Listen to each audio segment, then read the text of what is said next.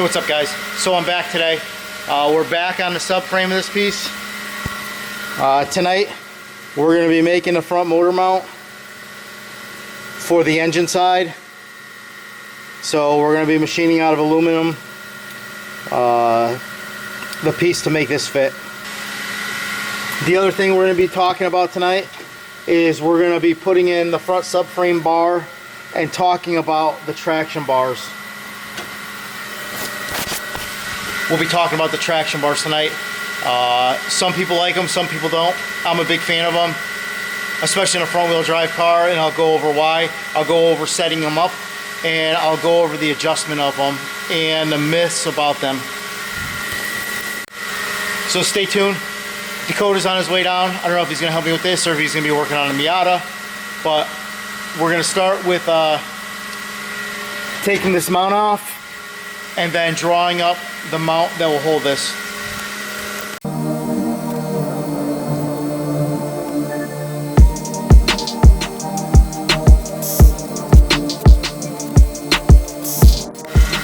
Alright, so we got the subframe out. We got the front motor mount out. This is what I'm going to draw the other mount off of. So when you see this bar, there's two different versions I made when I drew it. There's a regular version where it would come down right in the middle, and then there's my version for the twin G60, which comes out more out to the front of the car. It would actually, you couldn't use the one that I'm making right now with a small bumper car. I have a big bumper, so it doesn't matter. And the reason why I'm doing this, because I need all this room in here for the twin G60, for the water pump, and everything that goes along with it. It just makes your life so much easier when the subframe doesn't come across here. Here's the dual oil drains for each supercharger. So let's go start drawing this thing up. Alright, so we're in my area where I do all my CAD programs. So we got this piece. There's going to be a couple different hard things to do with this one. So this bolt hole pattern will not be hard to do. Now there's an offset plane, so I need to be able to measure from here and get this offset. So that's a little bit of a pain. And then once I figure that out, I need to figure out where this is going to go. So that's the next piece. So basically what I'm doing is I'm taking this and making it so it works with this out of aluminum. Sounds like fun. So I'm going to open up Fusion 360 and then I'm going to start time lapse. So enjoy.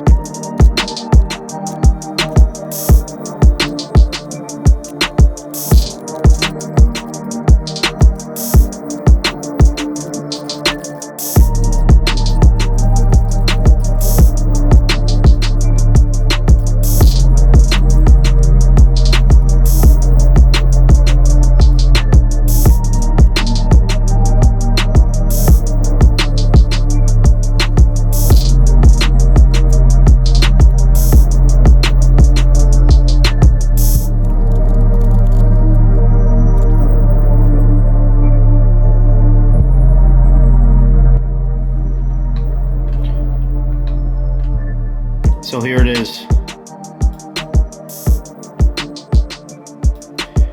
1/2 inch thick flange. So these are the main mounts. This is just so it doesn't rotate.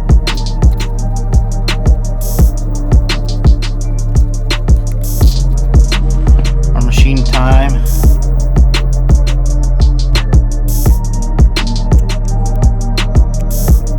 Two hours. So let's get this thing going. Alright, so we got everything post-processed, draw it up. So we're going to stick it on the machine. 2 hours later, we should have our part, hopefully. Fingers crossed. Alright, so I got the piece put in. So I'm either going to be a hero or a zero. $78 in material, or a $78 pile of chips if I mess up. So wish me luck. So the easy side is done. I got the first op done. perfectly smooth. Now when you see that on the car, it's just gonna glisten with the light, so it's gonna look crazy because this is the side you're gonna see. So let's check out the next side.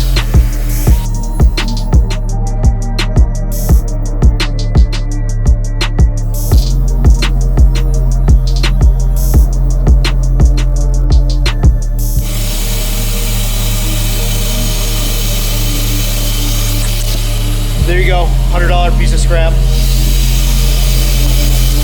I fucked up with my measurements. So I'll order a new piece and start over.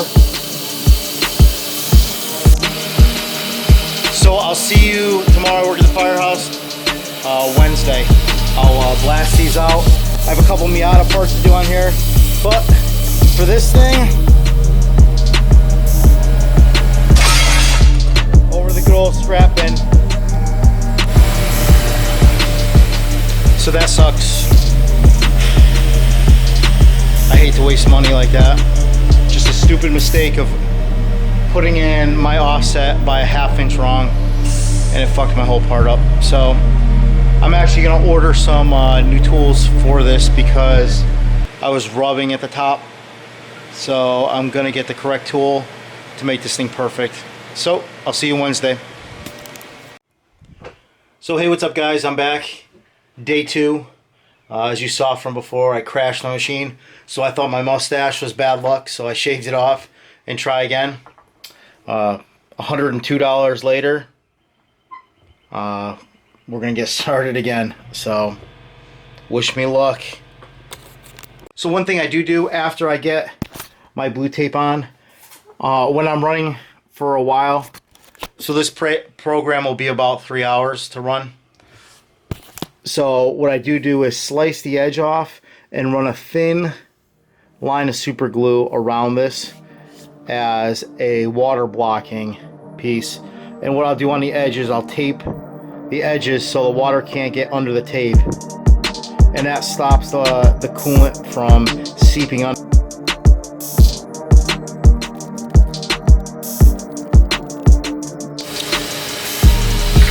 Alright, so we got the part in the machine. We're going to do the first op out of the face, then we're going to switch over and do the long program. Hopefully we don't fuck up this time, so wish me luck. So I got the first op done. I'm just homing the machine. Everything's homed. So let's go tape, position. Here, let's go load our program.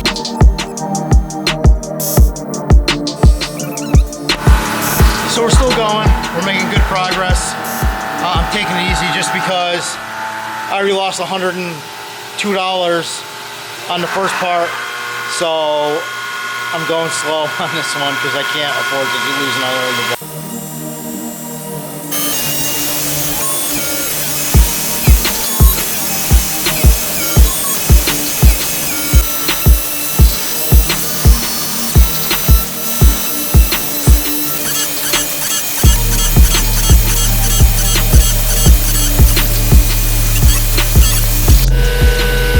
So we're still making it happen. 45%, an hour and a half in.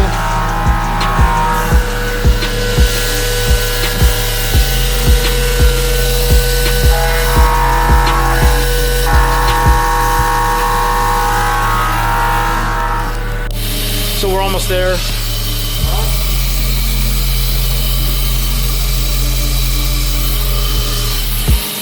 I had to stop and restart it. I had a tool break, so this guy's sleeping. Yeah. Again. Yep. Let's see if we can make it happen this time. What's up? So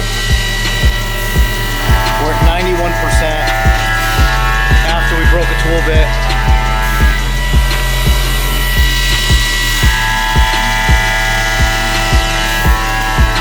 It's just boring the final hole size of the mount. It's got to contour the outside, cut it out, and then we'll be all set to see what this thing looks like. Are you excited? Nope.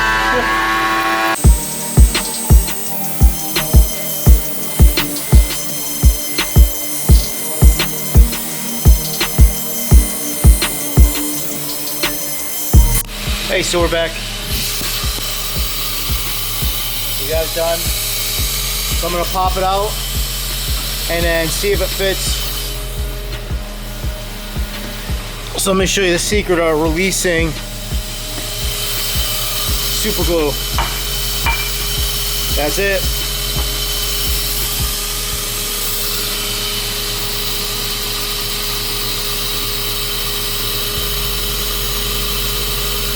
So we got a little chatter at the end, but once it's polished, you won't even see it. All right, now comes the test to see if this fits inside. Not much of a pain. So there it is. Front motor mount all set up. Once this is all done, I'll send it out to get polished, and this thing will look like all the other mounts, like it was factory. We struggled through this and persevered, and we got it done. Went through a broken piece that's in the scrap, $150 tool that broke. So this has been an expensive motor mount. So there it is. Everything lines up. The only thing I have to do is make my spacer for here. When I'm done with it, you won't even know that it comes apart. It'll be such a tight tolerance.